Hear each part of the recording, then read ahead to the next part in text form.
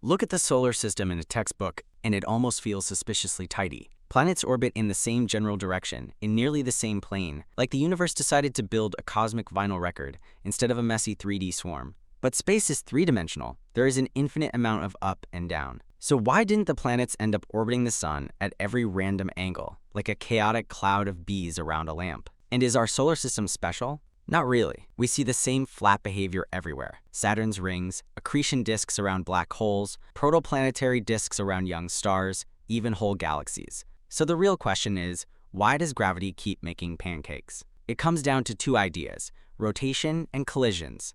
Start at the beginning. About 4.6 billion years ago, the solar system formed from a large cloud of gas and dust.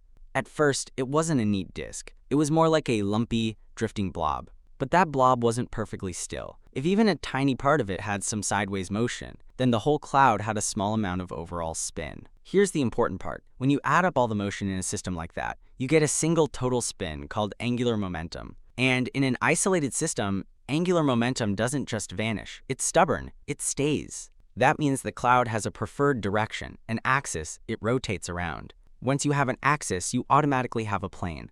The plane perpendicular to that axis where most of the rotation naturally wants to happen. But early on, particles are still flying everywhere. Some pieces orbit above that plane, some below it, some tilted at weird angles. In 3D, they can do that. So why don't they keep doing it? Because the cloud isn't made of ghost particles. It's made of stuff that hits other stuff. As the gas and dust swirl around, particles collide. And collisions are excellent at one thing: removing chaotic motion. When two objects smack into each other, their random up and down velocities tend to cancel out or get converted into heat. Energy gets dissipated. Motion becomes less messy. But notice what collisions can't easily remove: the system's overall spin. You can lose energy, you can radiate heat, you can clump and crash, but the total angular momentum still has to go somewhere. The system keeps rotating. So over time, the cloud becomes less like a puffy 3D blob and more like a rotating disk. The vertical motion gets damped out by impacts, while the sideways rotational motion survives because the whole system has to keep spinning.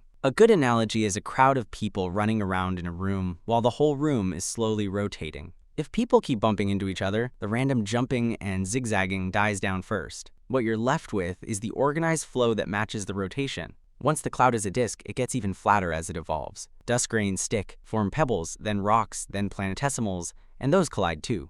Eventually, most of the mass ends up orbiting close to one plane, because that's the lowest chaos state that still respects the system's angular momentum. And that's why the solar system looks flat. Not perfectly flat though. Some objects are tilted, some are wildly tilted. Pluto's orbit is inclined. Many comets come in at steep angles. The Oort cloud, far away, is more like a spherical reservoir of icy bodies than a disk. So the solar system isn't a perfect sheet. It's a disk with exceptions, shaped by later gravitational interactions, migrations, and distance scattering. But the main architecture is still a flat, rotating system because the original cloud had one dominant spin, and collisions spent billions of years erasing everything that didn't fit that plane. So next time you see that neat solar system diagram, remember, it's not because space prefers flatness. It's because when matter rotates, collides, and can dump energy but not dump angular momentum, the universe keeps ending up with the same answer: a disk. Every time.